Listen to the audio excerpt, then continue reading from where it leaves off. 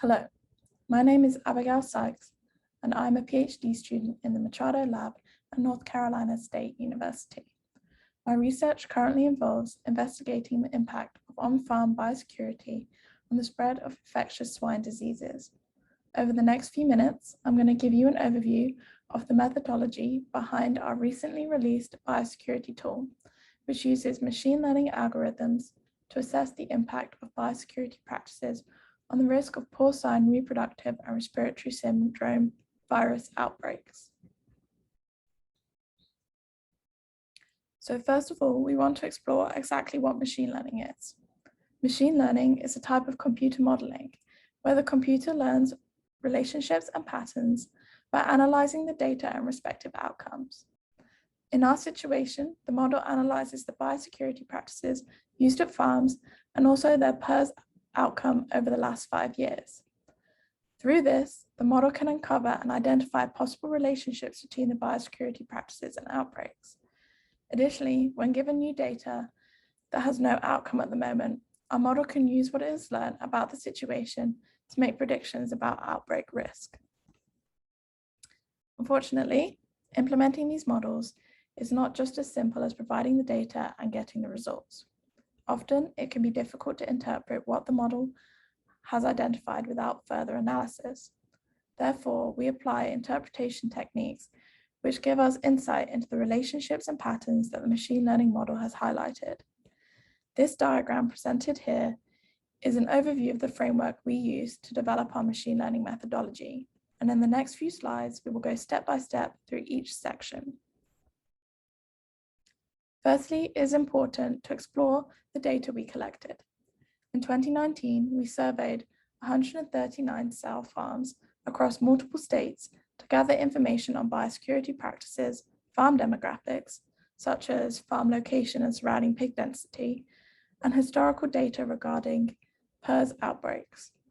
The data collected about our biosecurity practices and farm demographics are assigned as our features, which are variables or information that we think will have an impact or influence on our outcome, which was the presence or absence of a PRRS outbreak over the last 5 years.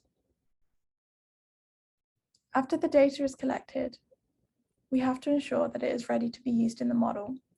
This involves searching and estimating missing values, balancing out outcome categories, and partitioning our data. Missing values can often disrupt the machine learning algorithms and provide no data for our model. Through interpolation techniques, we can estimate the missing values using the remaining data provided for the farm, as well as the rest of the data set. By doing this, we can gain more information and improve the performance of our model. Similarly, we balance out data to ensure that the difference in the number of results for each outcome category, in this case, the presence or absence of a PRRS outbreak in the previous 5 years, does not impact the machine learning model performance. Balancing the data involves sampling the farms until we have an equal number of farms in each category of the outcome. Finally, we must split our data into 2 sets. 75% of the data becomes training data, while the remaining 25% becomes test data.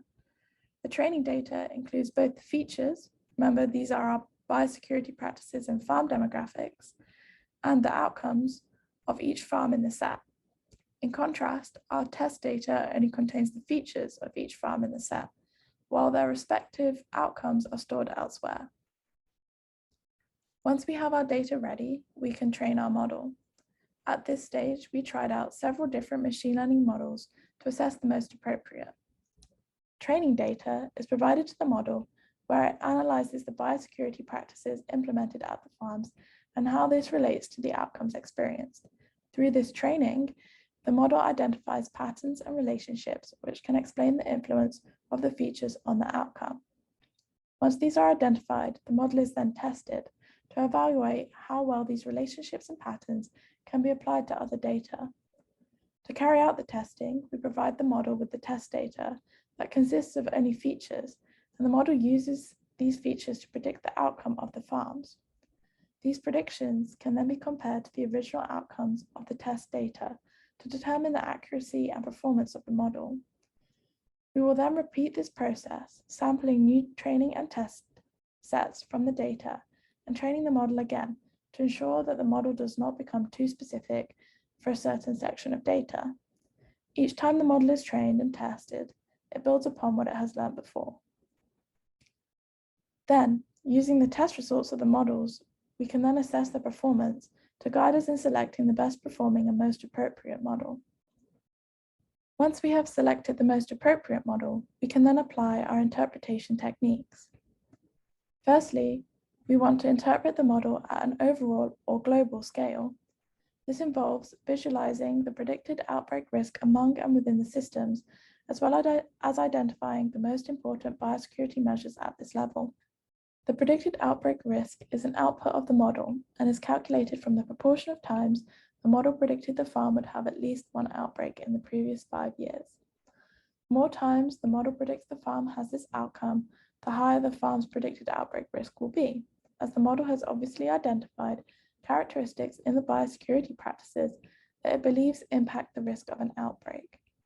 These risks are then aggregated into the farms which truly had previous outbreaks and those which did not report any outbreaks for each system. This allows production systems to assess their risk and benchmark themselves against their peers. I hasten to add that this is anonymous and companies will only be able to see their name and they will not be able to see the names or any identifying features of other systems. Additionally, we can also calculate risk thresholds, which separate the farms into high, medium, and low risk levels to make interpretation easier. Once producers are aware of their predicted risk, we can give guidance on which biosecurity practices they should focus on to reduce their predicted risk. This is explored through a method called the Gini index, which measures the dependence between outbreak risk and biosecurity practices and allows us to rank biosecurity practices by their importance to risk prediction. However, it must be remembered that the results presented here are a reflection of the overall importance across all of the data. Individualized results for each farm are created later on in the methodology. Once we have explored the overall impact of biosecurity practices, we then want to investigate the relationship at individual farms, referred to as the local impact.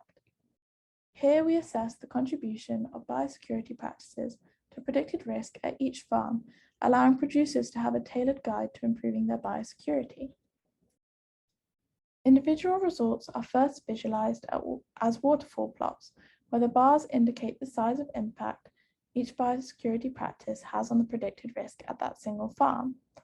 Biosecurity practices can have a positive or negative impact on the farm's predicted risk depending on the farm's use of each biosecurity practice. For example, if one farm shares a trailer with 5 other premises, this practice may have a large positive impact on increasing the predicted risk. Whereas on a farm which does not share any trailers, this practice may have a negative impact on predicted risk, i.e., it's reducing the risk. A more detailed discussion of the interpretation of these results can be found in our Interpreting the Results video. Finally, these individualized results were aggregated to observe any overall trends between positive and negative farms. While this is not useful for individual farms, it can provide some useful summary information and helps us better understand the relationship between biosecurity practices and PRRS outbreaks. To increase the availability and accessibility of this methodology, we have developed a quick and easy to use online tool for production systems and individual farms to use.